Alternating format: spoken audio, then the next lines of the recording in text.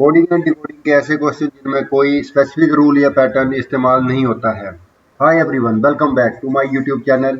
My self Sushil Thakur, और आज हम बात करने जा रहे हैं डायरेक्ट लेटर कोडिंग की। तो आइए स्टार्ट करते हैं कोडिंग एंड डिकोडिंग का सेकंड टाइप, जो कि है डायरेक्ट लेटर कोडिंग।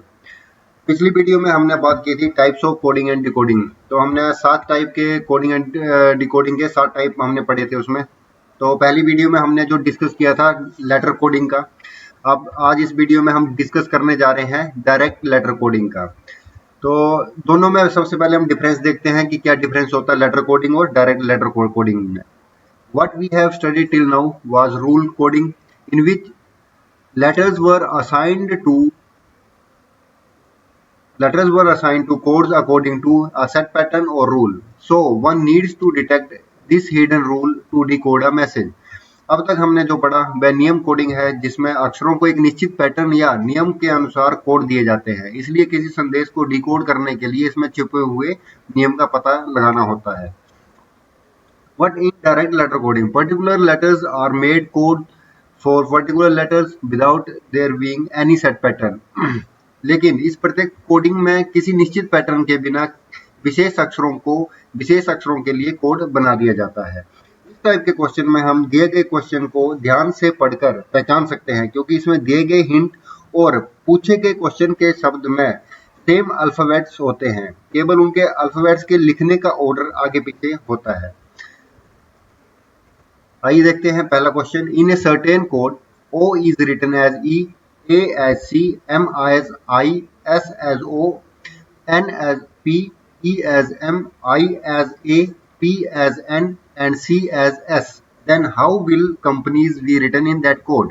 एक निश्चित कोड में A को E, O को E, A को C, M को I, S को O, N को P, E को M, I को A, P को N और C को S लिखा जाता है। तो उस कोड में कंपनीज को कैसे लिखा जाएगा? तो सबसे पहले जितने भी ये हमारे पास कोड दिए गए हैं उनको हम इस तरीके से लिख लेंगे। O के सामने E, A के सामने C, M के सामने I, S के सामने O, जो भी हमें दिया गया है। इसके बाद इसको सोल्व करने के लिए हम जो क्वेश्चन दिया गया है कंपनीज को लिख लेंगे। अब इसमें हमें देखते चलना है C के सामने क्या दिया गया है। तो हमें C के सामने दिया गया है S, यानी कि C का जो कोड है वो क्या रहेगा, S इधर। उसके बाद है O का क्या दिया गया है, E, O का कोड रहेगा E, M का है I, तो यहाँ पे I आ जाएगा। उसके बाद P के सामने है N, यहाँ पे N आ जाएगा। उसके बाद है A के सामने है C दिया गया है यहाँ पे। उसके बाद N का जो कोड है वो है P, तो यहाँ पे P आ जाएगा। उसके बाद I का कोड क्या है, A।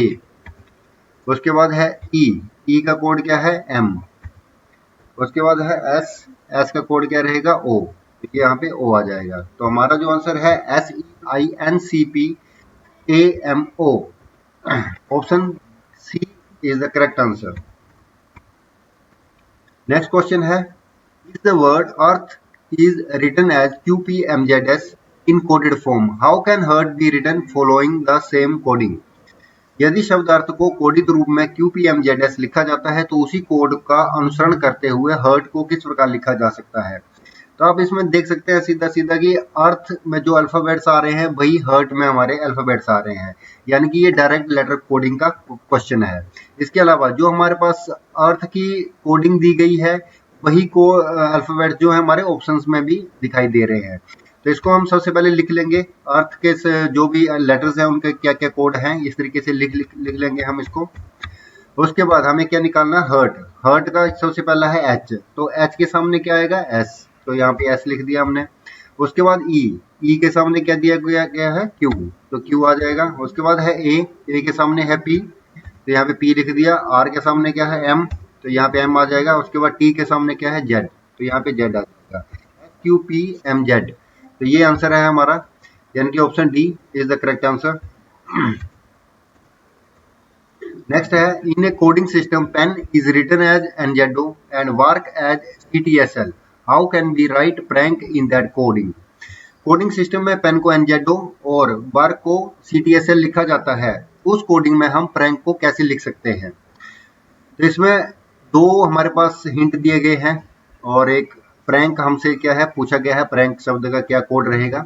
तो दोनों को मिला के जो है यहाँ प्रैंक की कोडिंग आ जाएगी। तो सबसे पहले हम क्या करेंगे, पेन की कोडिंग लिख देंगे यहाँ पे PEN, P का है N, E के लिए Z दिया गया है और N के लिए O दिया गया है।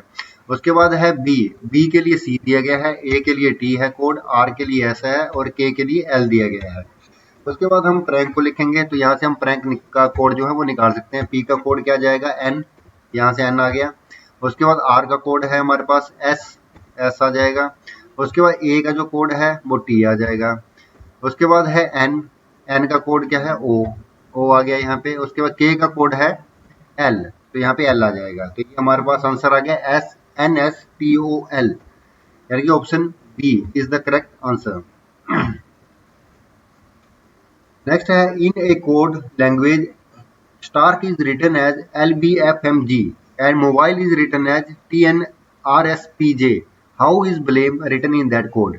एक कोड भाषा में स्टार को LBFMG और मोबाइल को TNRSPJ लिखा जाता है, उस कोड भाषा में ब्लेम को कैसे लिखा जाएगा।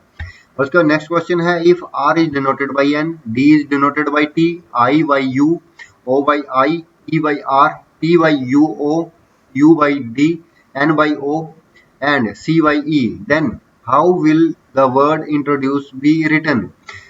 यदि R को N से, D को T से, I को U से, O को I से, E को R से, T को O से, U को D से, N को O से तथा C को E से दर्शाया जाता है, तो इंट्रोड्यूस शब्द को किस प्रकार लिखा जाएगा।